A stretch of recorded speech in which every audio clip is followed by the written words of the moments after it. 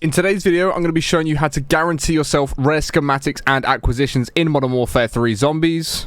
So, as we know now with the Dark Aether being out, there are several different zones we can go into to get different acquisitions and schematics if you've not already unlocked all the schematics, but there's also other ways of getting them as well. So the first one is obviously going to be within Tier 1, and the things you can get from Tier 1, which are going to be schematics, are going to be Deadshot perk, Speed Cola, Stamina Up, the Brain Rot ammunition type, and the Napalm Burst ammunition type. You should be able to see everything on screen as well of what you can get in Tier 1 in terms of schematics. You can also, of course, get the Tier 1 Pack-a-Punch Crystal. Other than that, the loot you're going to get from Tier 1 isn't going to be amazing. It's the easiest zone in the game. You might get a couple of ammo mods and things like that, but overall, nothing too special is going to come out of Tier 1. However, obviously, Tier 1 is useful to get some of your essence up, and like I said, you can also get your Pack-a-Punch crystals out of the contracts as well, so you can collect a nice bit of essence, get your gun to Tier 1 Pack-a-Punch, and even maybe nearly enough to Tier 2 Pack-a-Punch it. So then when you come to getting the Tier 2 schematics, which are going to be the Raw Ather Crystal, which is the Tier 1 Pack-a-Punch crystal schematic, you've then got the Juggernog, PhD Flopper, both of them being perks, and then you've got Dead Wire and Shatter Blast ammunition mods. So again, Tier 2,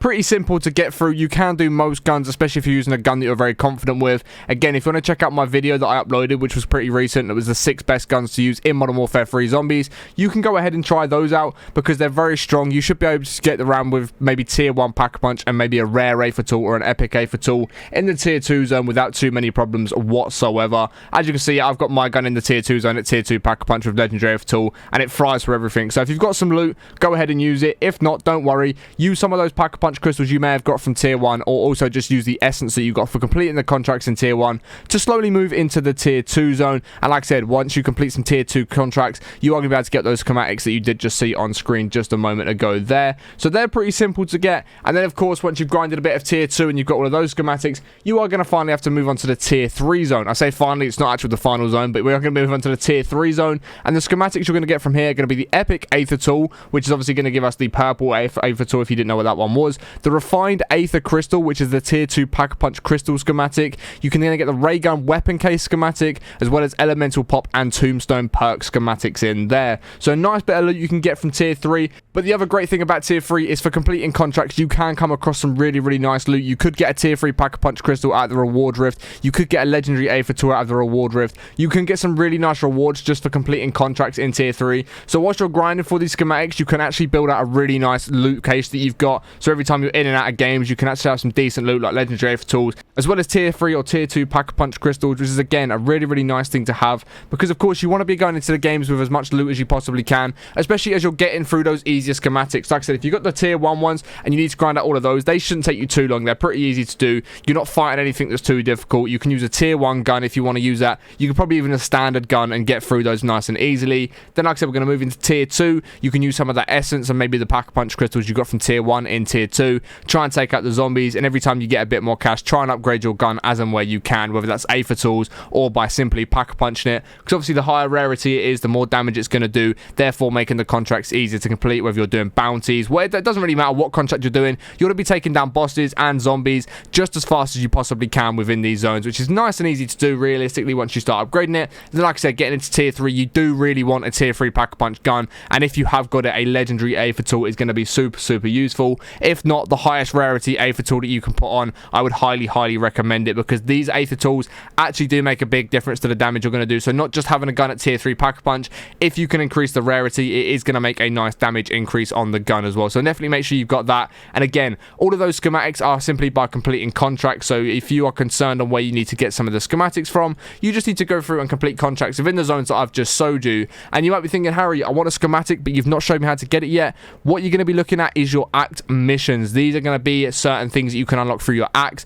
And as you can see, you've got the uncommon Aether tool, you've got the rare Aether tool, the Wonder Waff, you've got quick revive, death perception, and cryo freeze. So if you are looking for any of these schematics, these are all going to be within the mission schematics. So you need to go through and complete your acts. I'm sure majority of you have pretty much completed all of your acts at this point, but if you haven't, go through and complete it, because there are some nice rewards in there. Like I said, you get the Wonder Waff the schematic there, so you can use that every now and then. You got the quick revive, which is actually a good perk to have. The rare Aether tool, which again, if you're trying to grind Tier 3, is going to be very useful, because like I said, if you can get it to Tier 3 Pack-a-Punch and then have like a rare, epic, or legendary Aether tool onto your gun, that is going to make a nice big difference. So I highly recommend you go through and complete as many of your acts as you can. You also want to be doing this simply because when they do add more acts in, if they add something in that's at the very end, but you have to have completed everything else to be able to unlock it. It's already there and unlocked, so if they drop a nice reward into it, you can just go and complete the new act straight away, which is going to be very, very beneficial. So I do definitely recommend you guys do go ahead and do it. Of course, you've then got the Dark Ather zone, and what you're going to get from this, guys, is always in the same order. From the first contract, you're going to get the dog bone schematic, which is obviously going to let you spawn in a very high level dog, which has got insane health, really good damage.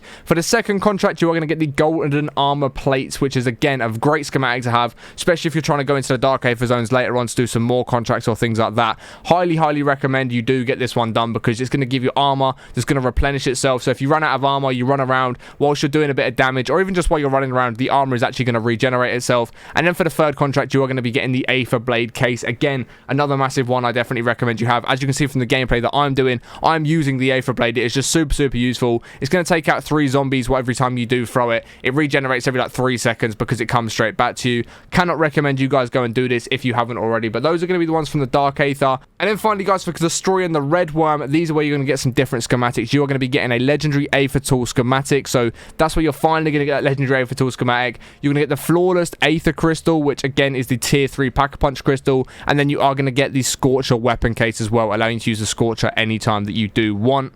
But of course, with being in the Dark Ather zones, whether it's the red worm or the other Dark Ather, this is going to give you some nice loot. You're going to see me pull some decent rewards out. At one point, I think I got a tier 3 pack-a-punch crystal. I got a fair few tier 2 pack-a-punch crystals. I've had loads of legendary Ather tools. You can get some really nice loot from being in the Dark Ather zone. So I highly recommend you do grind the Dark Ather zone when you're just trying to get more loot. Even if you've done the schematics, you can get in. You can grind these out nice and easily. You can see it on my screen right now where all of the contracts are for the tier 3 zone. You can see where they all are.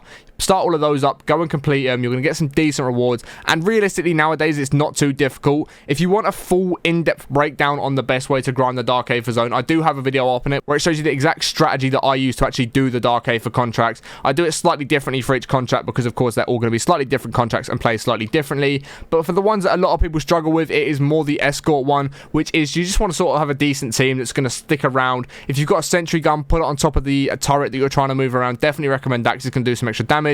Have a team that just stay near the HCV, be able to do a nice amount of damage to the zombies that are coming up against it. And then of course the other one, which is the extractor. What you want to do is maybe have the field mine upgrade, so every time you go back to go and do the thing, you can pop the field mine down. Anytime a zombie comes near you while you're overloading it, they're just going to get taken out of the game and let you allowed to finish it. Use decoy grenades, all of that sort of stuff to make it a lot easier. But like I said, I do have a full video which goes fully in depth on all of that. It's going to break down each contract, the easiest way to do that. So if you do want to check that out, I'll leave it at the very end of this video.